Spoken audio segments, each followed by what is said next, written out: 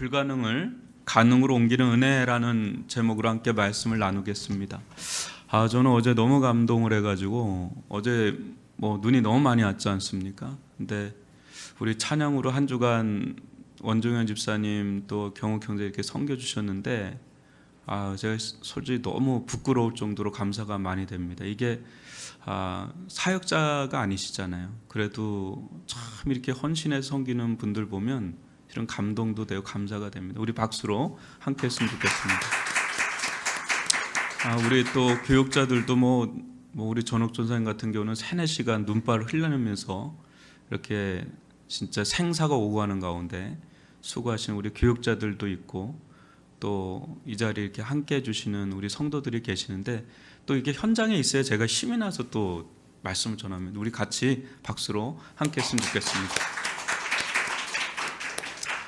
오늘 좀 설교가 약간 길 수도 있는데 빨리 좀 하도록 하겠습니다. 제 마음이 급해가지고 오래전 섬겼던 한 권사님이 생각이 나요. 교회를 자기 집처럼 생각하며 사시는 분이셨는데 얼마나 쾌활하고 밝고 씩씩한 그런 분이셨어요. 그런데 대부분 사람들이 이분을 좀 피하기 일쑤였습니다. 왜냐하면 한 번 잡히면 그게 로비거나 길거리거나 30분이나 30분이고 1시간이고 꼼짝없이 이야기를 들어야만 하는 그런 분이세요. 요즘 말로 하면 투머치 토커라고 그러잖아요. 너무 말이 많으면. 저도 여러 번 그런 일을 이제 겪었는데 한 번은 이런 말을 저에게 하는 거예요. 목사님, 저 집에 가기 싫어요. 집에 들어가는 게 두려워요. 그러는 거예요. 그 씩씩하고 쾌활한 분이. 그래서 왜 그래 했더니 남편을 이제 여인 지가 10년이 지났는데도 그렇게 남편 생각이 나서 그렇다는 거예요. 혼자 있는 그 쓸쓸함 있지 않습니까? 또 홀로 어두운 밤을 지내는 그것이 너무 힘들고 싫다는 거예요. 10년이 지나면 이제 툴툴 털어버릴 만도 한데 여전히 그렇다는 겁니다. 또 한 남자 집사님을 신방 간 적이 있습니다. 연세가 많으신 분이셨는데 참 그 신앙과 인품이 훌륭한 그런 분이세요. 평생을 그 군부대 탄약 창고에서 종사하신 분인데 담당하신 그 탄약 창고가 후방에서 전쟁 나면 지원하는 우리나라에서 가장 큰 탄약 창고예요. 군사 기밀 기지죠. 한참 대화하는데 이상하게 그 아내의 얼굴이 너무 어두운 거예요. 그러니까 알고 봤더니 시집간 딸이 갓 낳은 아이 하나 놓고 베란다에서 추락사한 거예요. 몇 년 전에. 그 뉴스에도 나오고 그랬는데 이후로 이제 말수가 없어지고 우울증이 심하게 온 겁니다. 그 아내가. 이 어른들이 그러시잖아요. 부모는 땅 속에 묻고 자식은 가슴에 묻는다 이런 말이 있잖아요. 근데 이 늦게 나오는 이 여인 나오미를 한번 보세요. 남편과 2 아들을 모두 잃었으니까 이 룻기의 주제 중에 하나는 상실감입니다. 상실감. 이게 어찌 이거를 다 우리가 헤아릴 수 있겠어요? 가족 중에 한 명을 잃어도 감당하기가 힘든데 가족 모두를 잃은 거잖아요.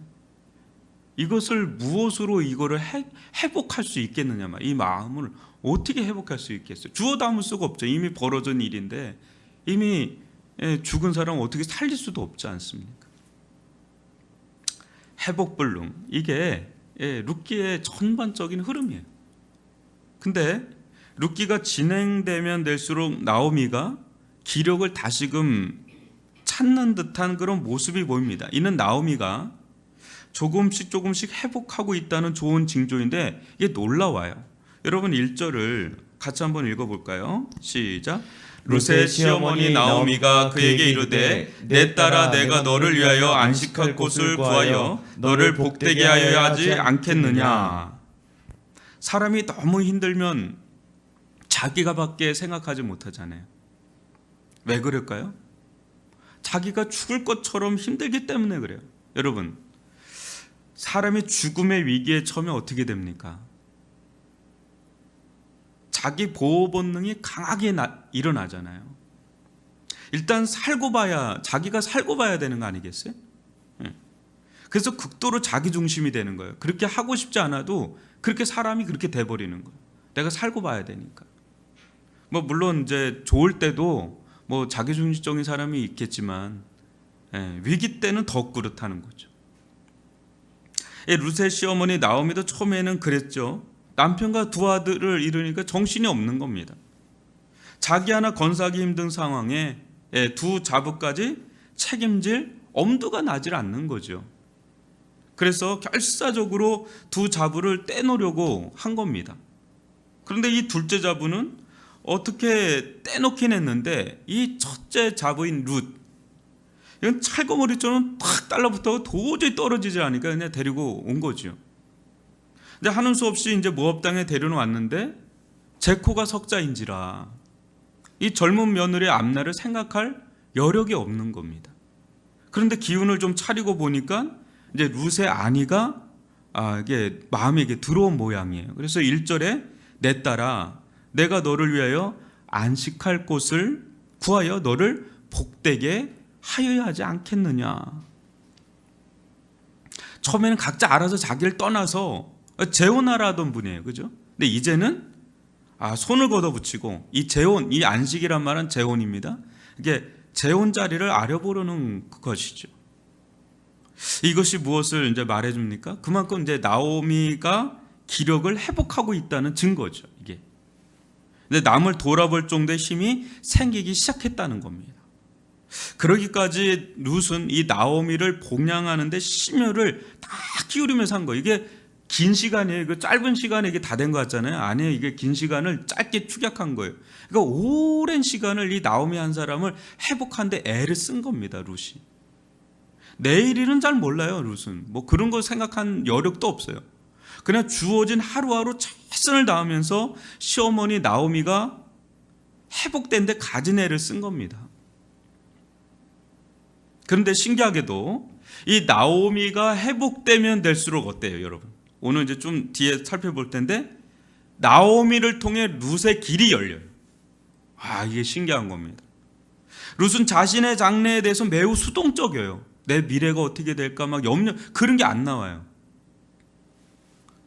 다른이 특히 근데 나오미를 돕는 데 있어서는 누구보다 능동적이에요. 이게 복음적 영성입니다. 이게 믿음의 영성이에요. 우리는 자칫 자신의 장래에 대해서 매우 적극적이에요. 어떻게 할까? 앞으로 난 탈까? 어떻게 돼? 이런 거에 대해서 하루 종일 생각할 수도 있어요. 근데 다른 일을 돕는 데는 매우 소극적이에요. 왜냐하면 내가 살고 누가 누굴 도와? 내가 살고 봐야지. 이렇게 생각할 때가 많아요. 좀 형편 나아지거든요. 이렇게 그때 우리는 이런 생각할 때가 많죠. 그러나 잘 보십시오. 남을 돕는 그 길에 자신의 길도 있음을 말입니다. 이게 비밀이에요. 저는 나름 목회를 하면서 확신하는 것이 있어요. 뭐냐면 내게 주어진 자리에서 최선을 다해 섬기는 거예요. 그냥 내가 내 선에 최선을 다해 섬기는 겁니다. 그러면 하나님께서 그 섬김을요 헛되게 여기지 않으세요. 특히 교회에서 섬기는 거 있잖아요. 그거 하나 허투루 보내는 법이 없어요. 그러니까 할 수 있는 한 최선을 다하는 내 선에서 그 하나님 그 다 지켜보고 계십니다. 룻을 보면 그걸 볼 수 있는 거예요. 다 기억하시고요. 책임져 주세요. 하나님께서. 이게 제 말이 아니라 히브리서 6장 10절을 한번 읽어볼까요? 시작. 하나님은 불의하지 아니하사 너희의 행위와 그의 이름을 위하여 나타낸 사랑으로 이미 성도를 섬긴 것과 이제도 섬기고 있는 것을 잊어버리지 아니하시느니라. 제가 얼마나 이 말씀 은혜 받는지 몰라요. 사람은 잊어버릴 수 있어요. 왜 목사는 날 기억해 주지 않지? 잊어버릴 수도 있어요. 사람인지. 근데 하나님은 그걸 다 기억하시고 잊지 않으세요. 잊지 않는다는 건 보상해 준다는 거죠. 한편 보십시오. 이제 나오미가 나서기 시작해요. 근데 이 나오미의 지혜로 앞으로 어떤 일이 일어나는지를 한번 보시면 놀랍기 그지가 없습니다.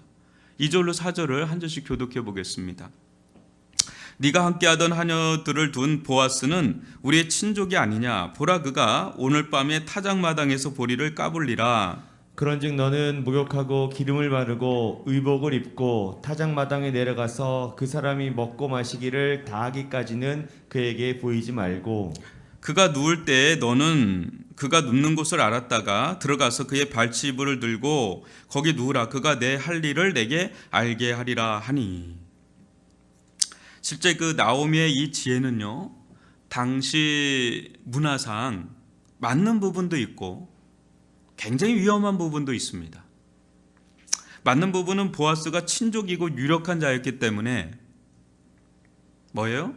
자신들을 회복시킬 권리도 있었고 힘도 있었다는 거죠. 그건 맞아요. 그러나 함부로 이 보아스가 자는 잠자리에 몰래 들어간다는 거, 이거 상당히 위험한 행동인 거예요. 이때 당시로. 지금도 마찬가지죠.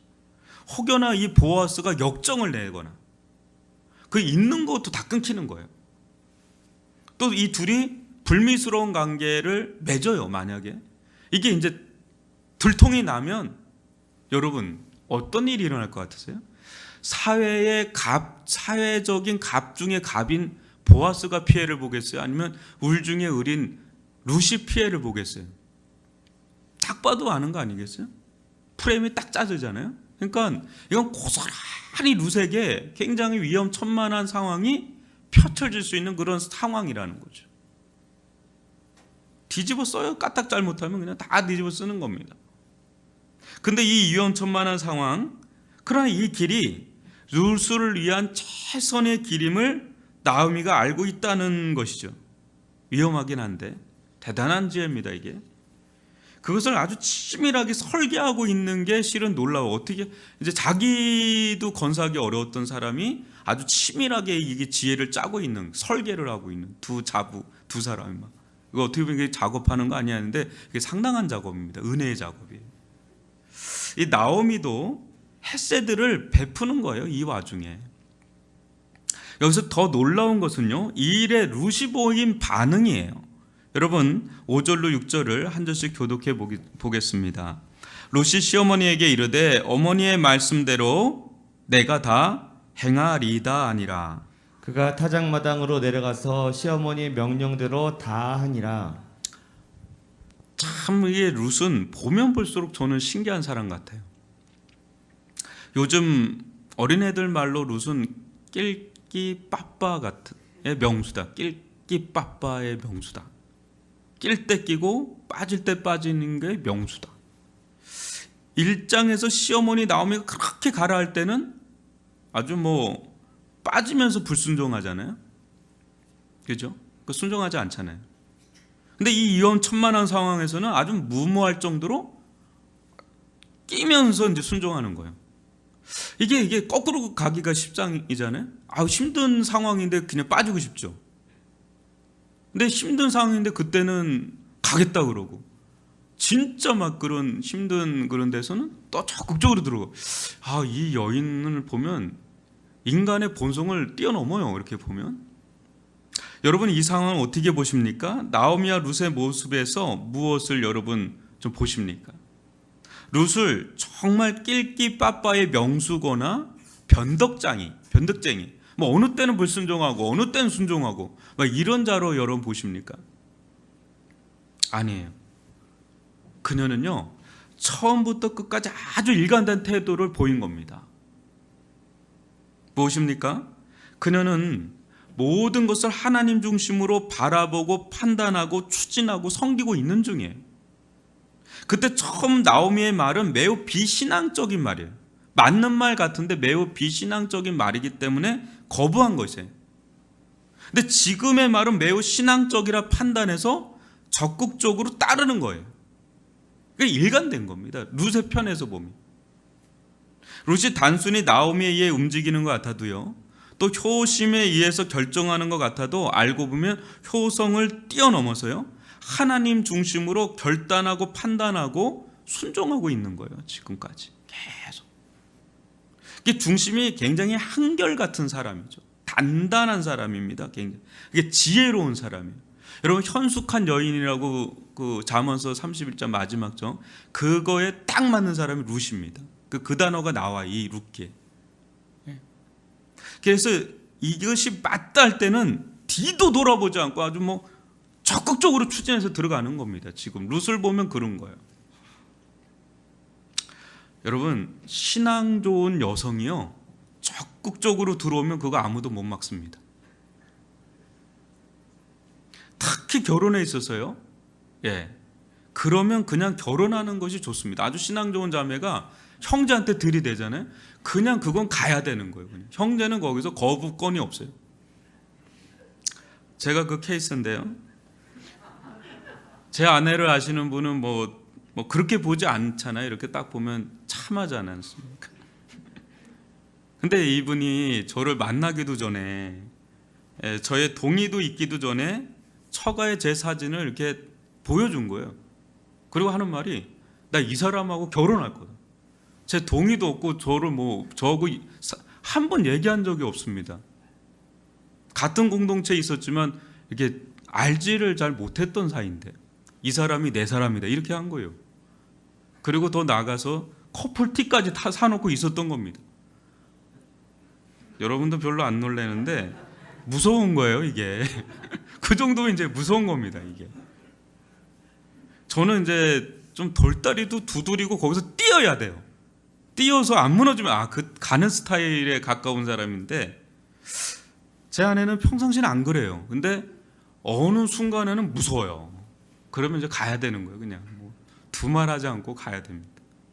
루 스타일인 것 같아요. 요 설교하고 나서 집에 가서 무슨 얘기 들을지 모르겠지만 하여튼 양해를 구하고요. 하여튼 이게 루 스타일이 그런 거예요. 딱 자기가 그거에 딱 동의가 되면 밀고 들어가는 거예요. 근데 이게 무서운 거예요. 여자분들이 한 번 마음 먹고 들어가잖아요. 이거 못 막습니다. 이거 못 막아요. 근데 그때 어떤 일이 전개되는지를 한번 여러분 7절로 10절을 한번 보시면 같이 한번 교독해 보겠습니다. 보아스가 먹고 마시고 마음이 즐거워 가서 곡식단 더미의 끝에 눕는지라 룻이 가만히 가서 그의 발치부를 들고 거기 누웠더라. 밤중에 그가 놀라 몸을 돌이켜 본즉 한 여인이 자기 발치에 누워 있는지라. 이르되 내가 누구냐 하니 대답하되 나는 당신의 여종 루시오니 당신의 옷자락을 펴 당신의 여종을 덮으소서. 이는 당신의 기업을 물을 자가 됨이니이다 하니. 그가 이르되 내 딸아 여호와께서 내게 복 주시기를 원하노라. 내가 가난하건 부하건 젊은 자를 따르지 아니하였으니 내가 베푼 인애가 처음보다 나중이 더하도다. 예, 제가 아까 좀 놓친 게 있는데 우리 형제들 가운데 그런 자매가 나타날 수 있길 바랍니다. 룩 같은 자매가 나타날 수 있길 바랍니다. 예, 그 사람은 대박 터진 겁니다. 여러분, 이 보아스 편에서 얼마나 놀랬겠어요. 이 상황이. 갑자기 자다 뭔가 이상해서 눈을 떠보니까 어떤 여인네가 자기 품으로 이렇게 들어오니까 막 화들짝 놀라는 거죠. 근데 여러분, 이 상황은 정확하게 말해서 룻이 보아스에게 프로포즈하는 상황이에요. 여기 3절에 목욕하고 기름 바르고 이복을 입는 행위 있잖아요. 이게 그냥 하는 게 아니라 그때 당시에 결혼을 위한 그 어떤 프로세스, 과정이에요. 이게 9절에 보면 당신의 옷자락을 펴 당신의 여종을 덮으소서. 이 말은 다 결혼 승낙을 위한 절차라는 거죠. 그렇다면 우리는 여기서 한번 생각해 봐야 됩니다. 룻은 어떤 이유로 이렇게까지 저돌적으로 일을 진행하는지, 심지어 나오미가 말하지도 않은 것까지 추가해서 더 주도적으로 나갑니다. 왜 그랬을까? 그것은요, 대의를 위해 그런 겁니다. 대의. 룻은 나오미를 따라 나설 때 분명 하나님을 신앙에서 따라 나선 것도 있어요. 근데 거기에만이 아니에요. 그녀는 사명감을 가지고 따라 나간 겁니다. 사명감을 가지고. 그녀는 불가능한 일에 도전한 겁니다. 어마어마한 불가능한 일에. 그것은 시어머니 가문 있죠. 즉, 이 시아버지와 죽은 자기 남편의 가문을 다시금 영육간에 일으켜 세울 목적으로 온 겁니다. 그러니까 큰 그림이 있었던 거예요. 이 룻이 대단한 여자입니다. 나중에 그래서 예수님의 족보가 되는 거예요. 다윗의 족보가 되는 거예요. 이 여인이 그냥 되는 게 아닙니다. 그래서 한마디로 9절 하반절에 나오는 이는 당신이 기업을 물을 자가 됨이니이다. 이 말 한마디에 다 들어가 있습니다. 이 여인이 왜 이렇게까지 행동했는지가 이거에 다 들어가 있는 거예요. 근데 입신양면, 좋은 남편 만나서 경제력 있는 남편 만나 잘 살아보세요, 이거 아닙니다. 그렇게 생각하면 이거 세속적으로 보는 거예요. 세상적으로. 당시 이 기업물을 짜는 친족 중에 어느 누가 이제 친족 가운데 좀 이렇게 고유의 기업이 있거든요. 하나님께로부터 받은 고유의 땅이 있는데 그것을 잃어버렸을 경우에 되찾아줄 의무가 있었어요. 그 고엘 제도라 그래요. 그거를. 또 기업을 이을 자손이 없을 경우에 이게 우리 문화에서 굉장히 좀 와닿지 않는데 계대 결혼이 있었어요. 마가복음 할 때도 좀 나눴었잖아요. 자손을 낳아줄 의무가 있었습니다. 왜 그래요? 그래야 한 가문이 이 땅에서 사라지지 않는 겁니다. 그래서 그 기업도 있고 그 기업을 이을 자손도 이어져서 그 가문이 보존되도록 하는 하나님의 국률의 장치였던 거죠.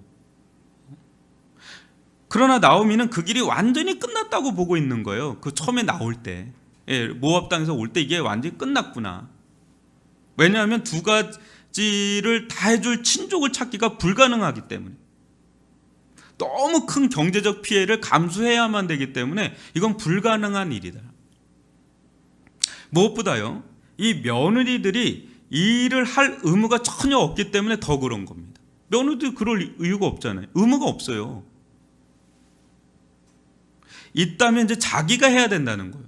자기가 해야 되는데 늙은 자신이 무슨 도리로 일을 행할 수 있겠는가 하면서 그때 얘기하잖아요. 1장에 그 부분이 나옵니다.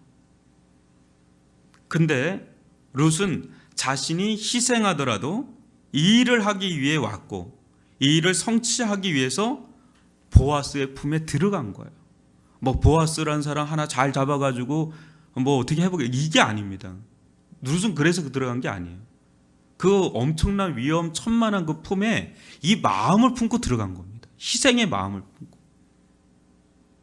하나님의 헤세드는 이렇게 자기 희생적 사랑을 두고 진행되는 거예요.